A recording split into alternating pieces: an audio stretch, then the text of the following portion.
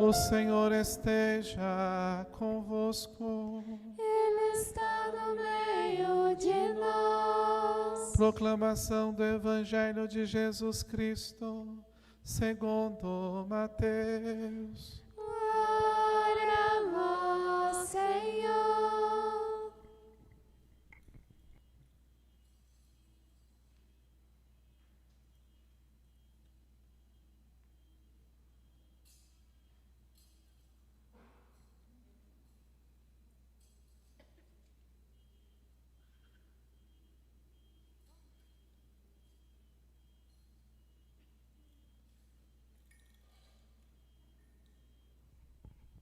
Naquele tempo, vendo Jesus as multidões, subiu ao monte e sentou-se.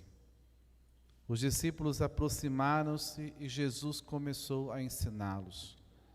Bem-aventurados os pobres em espírito, porque deles é o reino dos céus. Bem-aventurados os aflitos, porque serão consolados. Bem-aventurados os mansos, porque possuirão a terra. Bem-aventurados que têm fome e sede de justiça, porque serão saciados. Bem-aventurados os misericordiosos, porque alcançarão misericórdia. Bem-aventurados puros de coração, porque verão a Deus. Bem-aventurados que promovem a paz, porque serão chamados filhos de Deus. Bem-aventurados que são perseguidos por causa da justiça, porque deles é o reino dos céus. Bem-aventurados sois vós, quando vos injuriarem e perseguirem e mentindo, disserem todo tipo de mal contra vós, por causa de mim. Alegrai-vos e exultai, porque será grande a vossa recompensa nos céus. Palavra da salvação.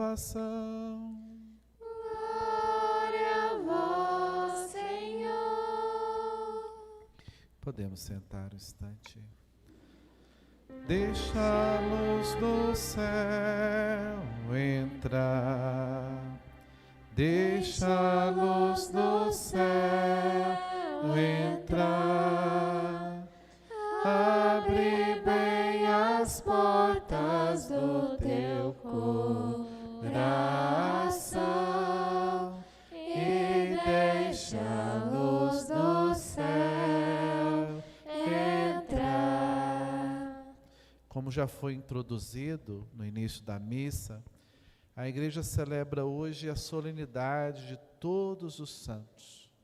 Em uma única celebração, a igreja quer festejar os méritos daqueles que colaboraram e corresponderam à graça de Deus.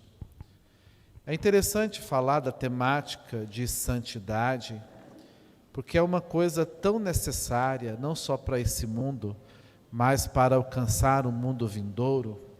Mas a nossa mentalidade a respeito de santidade parece às vezes insinuar como algo externo, aonde o homem precisa caminhar para poder tomar posse ou alcançar. Mas a santidade, primeiro, ela é uma vocação. É Deus que chama. Deus chama-nos a sermos santos. Segundo nos ensina a igreja, também aparece no catecismo, todos nós temos essa vocação universal à santidade.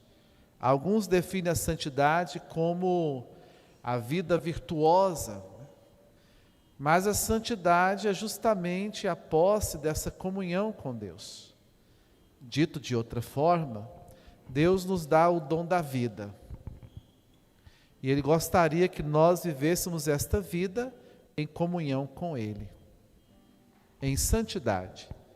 Então o homem é chamado a pegar essa vida que Deus deu a ele e vivê-la em comunhão plena com Ele. E todos são chamados, e os que não correspondem, às vezes vão se tornando ali, cada vez mais distantes do céu. Quando a gente olha nessa perspectiva, nós temos que considerar a entrada do pecado, né? O pecado é uma dessacralização, uma escolha humana na contramão daquilo que Deus espera de nós. E o pecado nos afasta desse Deus. E aí vem o evento Cristo. Morreu, ressuscitou, matou a própria morte, e agora nós somos mergulhados nessa santidade, nessa comunhão que de novo é oferecida como salvação. Em outras palavras, a importância do sacramento do batismo. Uma vez que Deus já nos salvou e nos oferta a salvação, a gente chama de redenção objetiva, Ele não pode obrigar ninguém a entrar em comunhão, a se salvar. É necessário que você adira a isso. Então, essa adesão que Ele colocou, nós chamamos de batismo. A pessoa vai e mergulha nesse mistério pascal. Morre com Cristo e com Cristo ressurge. Surge o novo, a vida nova. E aí no batismo nós somos santificados. E aí a noção de santidade não é algo que está alheio, mas é algo que nós já temos. Só que perdemos pelo pecado, ou às vezes estagnamos na vida, não é? E essa santidade é justamente essa presença, essa habitação da Trindade em nós. A segunda leitura nos ajuda a compreender isso, né? Olha que grande presente de amor que Deus nos deu, sermos chamados de filhos de Deus, e nós o somos. Com o batismo, nós nos tornamos filhos. O Novo Testamento, que foi escrito em grego, São Paulo usa a expressão tekné, que significa filho. Mas quando ele vai falar do Filho de Deus, ele não usa tekné, ele usa hios, que traduz Filho de Deus. E quando ele vai falar daquele renascido no batismo, que é filho no Filho, ele chama de hios tesia. Ou seja, aquela pessoa humana, de natureza humana, que não tem como participar da vida divina, porque é gente e Deus é Deus, mas ao se tornar homem, para nos tornar divino, pelo batismo, nos é concedido uma graça que nos torna filhos, uma graça que se torna adoção, e nós nos tornamos filhos de Deus. Essa graça chama-se graça santificante. Uma graça que nós somos mergulhados no mistério de Deus, porque Deus passa a habitar em nós, transformando uma criatura em filho. E essa morada de Deus em nós, por isso que o batismo é necessário à salvação. Não tem como uma criatura se salvar, porque a redenção de Cristo não o alcançou. É necessário uma adesão de fé e conversão, de um batismo, para que a pessoa seja mergulhada na santidade de Deus, ou a santidade de Deus seja derramada no seu coração. Então Deus não está mais com a pessoa, Deus está na pessoa. Então nós nos tornamos sagrados, santos. Só que essa santidade nós podemos perder pelo pecado. Raciocinem comigo. O demônio trava uma luta pela tua alma. Quer te colocar e te perder para sempre. Aí você se batiza, se torna um santo. O próprio Senhor habita em você, né? O Espírito é derramado em seu coração, você pode dizer papai. Você se torna filho de São Paulo. Aí o demônio não quer que você se salve. Então ele começa a fazer tentativas, que nós chamamos de tentações, que é te seduzir, te iludir, te apresentar ou fomentar suas necessidades, para que você expulse Deus da sua vida, da sua alma, Quando você o faz, nós chamamos isso de pecado mortal, ou pecado grave. Quando você ofende gravemente a lei de Deus. E uma vez que você perde essa santidade, e você só pode recuperá-la pelo sacramento da confissão. Por isso o padre puxa vocês, né? Confesse, não fique em pecado mortal. Mas o demônio não quer que você volte à graça. Então o demônio, ele começa a tentar te manter longe da graça. Onde passa um boi, passa uma boiada. Aí você vai fazendo outros pecados. E você vai cometendo mais pecados. E você vai ficar com vergonha de vir confessar. Aí vai colocar na sua cabeça questões do padre. Medo, vergonha. E aí ele vai ocupar a sua vida na correria do dia a dia para que você tenha vontade, mas não ache, entre aspas, tempo para vir. E você vai ficando. 1 ano, 2 anos. E quanto mais longe, mais vulnerável. E mais pecado. Aí vem a tristeza. Porque enquanto a consciência está falando, a voz de Deus ainda está lá. Mas chega um momento que ele já não escuta mais a voz de Deus. E vai se afundando, se afundando. Quanto mais longe, mais difícil voltar. Porque o demônio, ele não quer só fazer você pecar. Ele só precisa que você peque para ele poder agir na sua vida. E ele vai agindo, vai agindo. Aí a pessoa começa a perde o sentido da vida. Começa a ficar triste, angustiado. E pode chegar ao auge da desgraça, que são os pecados contra o Espírito, o desespero da salvação, a obstinação para pecar, o suicídio, até tirar a vida de alguém. A metáfora que cabe aqui é como um galho que está na árvore. Ela está recebendo a seiva, que é a santidade. Aí o demônio fala para você assim, vai, mete o facão, vamos ser livre, fica grudado na árvore para quê? Aí você vai lá e mete o facão. Aí o galho sai da árvore. O que acontece com um galho que sai da árvore? Ele vai secando, secando, secando, secando, secando. Não tem seiva. E para que serve um galho seco? Você sabe? Para pôr fogo. Entendeu? Vai indo, vai secando, versando, quando vê está no inferno. Já aqui e lá também. Mas também pode ser o contrário. A pessoa está na árvore e cada vez mais conectada, aí a seiva entra com mais intensidade e o galho cresce, e desse galho surgem novos galhos, e surge folhas, e surge flor, e surge frutos, e cobre com sua sombra, porque essa graça pode crescer. Aí você vai ver o que nós chamamos de santos. Quem são os santos?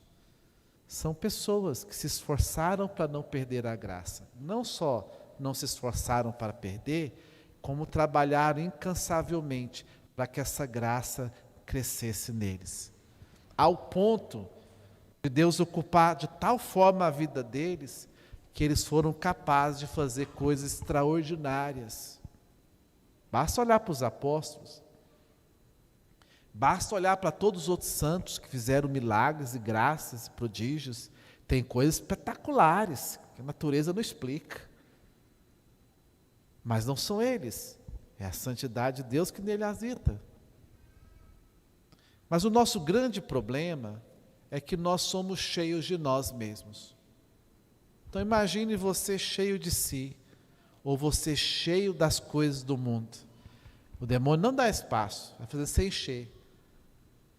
E aí, quanto mais cheio do mundo e mais cheio de você, menos espaço para Deus. Tanto é que é muito comum no mundo moderno o resto para Deus. Se Deus não habita, como é que Ele santifica? Então, pensando na metáfora de uma vasilha, então quando você vai esvaziando de si mesmo, você vai abrindo espaço para Deus. E quanto mais Deus entra, quanto mais Deus enche, mais você é preenchido. Porque as pessoas estão cheias de coisas, mas não estão preenchidas. Não estão preenchidas. Então, queridos irmãos e irmãs, nós nos equivocamos muito. É muito comum o padre escutar assim: padre, eu sou muito pecador. Verdade, isso não é mentira. Ah, padre, eu sou fraco demais da conta, eu vivo caindo. É necessário fazer uma distinção. Uma coisa é você ser frágil. Você é mesmo, de natureza humana, muito frágil. Como diz São Paulo, você é de barro. Só que você carrega dentro de você um tesouro inestimável, que é o próprio Deus, a graça santificante. Só que ser frágil não significa quebrar. Não é? Quando você tem uma coisa muito frágil, imagina uma coisa frágil e cara. Você não vai colocar na mesinha perto da sala onde as crianças estão correndo e brincando, vai? Ela esbarrou ali e foi 90 mil para o chão.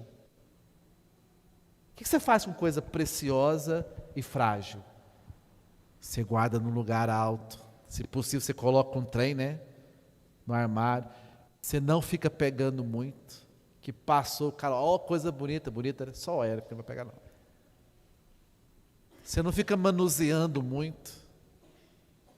Mas esse é o nosso problema. A gente é frágil. Mas a gente parece macaco em joia de cristais, né? Os nossos movimentos quebra tudo. A gente permite ocasiões e situações, não é? As ocasiões é como pegar o jarro e jogar ele no chão, né? Se você beira a ocasião, você vai pecar. Você já sabe que é frágil. Você sabe que é frágil, pega o barco e coloca na mão de menino. Aí já não é mais fraqueza, aí é falta de sabedoria, falta de prudência. Por isso que nós pecamos tanto. Primeiro, porque nós não tomamos consciência do tão sagrados nós somos. Segundo, nós nos apoiamos no barro que temos. Terceiro, não valorizamos aquilo que carregamos. Então, se você carrega algo muito precioso, você não vai cuidar? E tem coisa mais preciosa do que a graça de Deus que pode te salvar ou te condenar? A gente tem cuidado com o filho, não tem? Se o filho está brincando, aí você consegue. A mãe e o pai olha e fala: criança brincando na calçada, rua, menino doido, carro descendo. Ela já faz os cálculos. Vai entrar daí, vai bater pelado. Menino, vai para dentro. Ela já prevê antes que vai acontecer. Então, queridos irmãos e irmãs, toda santidade começa com uma boa confissão. Porque como é que eu vou ser santo sem o santo dentro de mim? Eu creio, eu amo demais Nosso Senhor, em pecado mortal. É o barro falando do ouro que ele não tem. Porque perdeu. Tem que recuperar. Aí vocês vão entender, porque o padre puxa muito, né? Nunca durma em pecado mortal. Você não sabe se você vai acordar.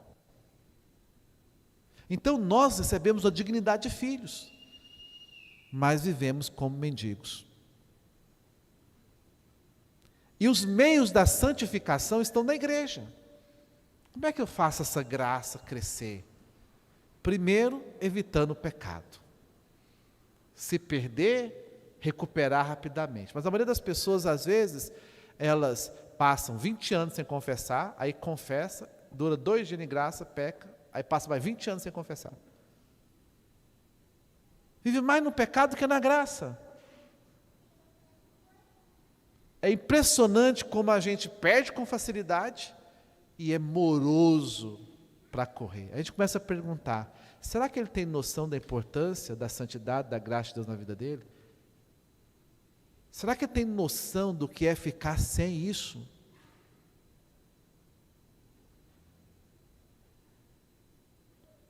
E aí nós precisamos entender a importância da comunhão dominical, a comunhão diária, se possível, da adoração ao Santíssimo, uma vida de oração, da prática da palavra, da intimidade com Deus, da vivência do amor, da prática da caridade, as coisas que fazem a graça crescer. E é interessante porque aqui tem que, não sei se vocês tiveram oportunidade, eu já convivi com muitas pessoas santas, sabe? Não santa de altar, não. Santas mesmo, pessoas muito boas, sabe? Pessoas humildes, de fé, pessoas assim que elas atraem, né? Elas atraem assim. E você vê também, mas o que mais você vê hoje são olhares tristes, pessoas cabisbaixas, vazias, não é? Se abrisse, elas estão fedendo, ó, tem muito tempo já.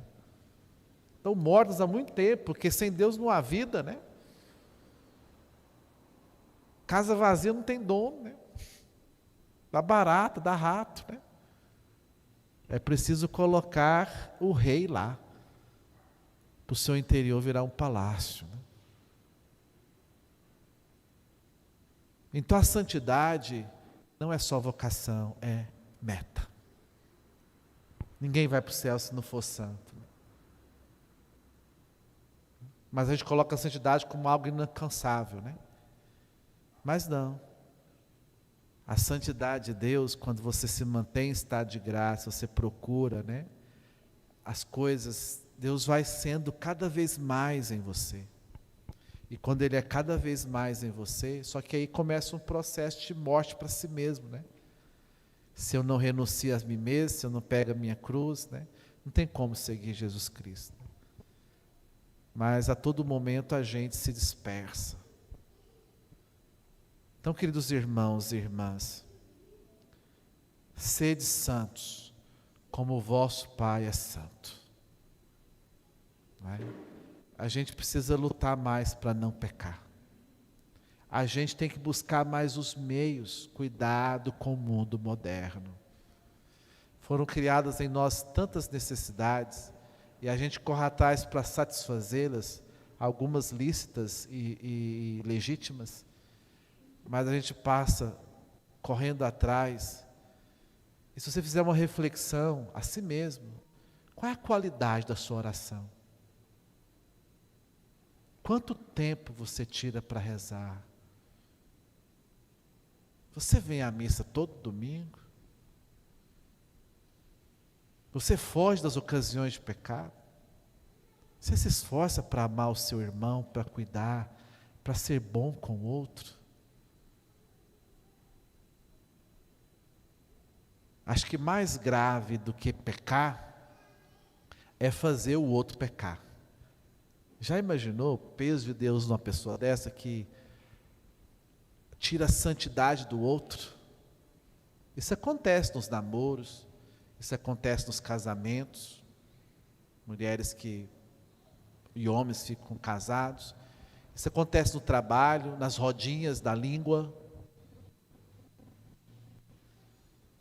A gente acaba sendo uma ocasião de pecado e não de salvação. Cuidado, viu? Para ir para o céu é subida, íngreme. Mas para o inferno é descida. E é rápido, menino. Por isso que por isso que a gente vai entender aquela passagem, né? Que Deus fala assim: há mais alegria no céu por um pecador que se converte, do que por 99 justos que não precisam de conversão. Né? É bonito você pegar, acontece com muita frequência com a gente. Você chega assim, a pessoa, não, padre, tem 30 anos que eu não confesso. Às vezes foi a dor que trouxe, às vezes são as angústias, às vezes foi o toque de Deus. 15 anos que não confessa. E nada impede. Às vezes andou, fez escolhas ruins e volta, né? Meu coração sacerdotal se alegra. Imagine Deus. Pessoas chegam na gente e falam assim: padre, será que Deus me perdoa? Porque a vida teve uma vida desgraçada mesmo, fez de tudo que não podia. E aí você vê a beleza do reencontro, né? Eu já tive assim na minha vida experiências que, se eu tivesse me ordenado padre só para isso, valeu a minha vida, sabe? Valeu ter vivido, valeu ter estudado 7 anos para ser padre, né? Se Deus me atender se eu vem na minha cabeça algumas, se eu falar assim, ó, eu atendi essa aqui, pronto, é só para isso que eu te ordenei, agora você vai morrer. Eu morreria feliz. Experiências impressionantes. Mas cada vez mais você vê as pessoas definhando. Porque o mundo não salva. Nós precisamos das coisas. Mas a gente não vive sem Deus. Então, queridos irmãos e irmãs, né? Quanto de Deus há em você? Nesse momento, você é santo, cheio de graça, ou um desgraçado, sem a graça? Você tem noção do tanto que você é sagrado? E você sabe lidar com respeito, com a sua sacralidade, com a do outro? Sede santos como vosso Pai celeste é santo. Louvado seja nosso Senhor Jesus Cristo.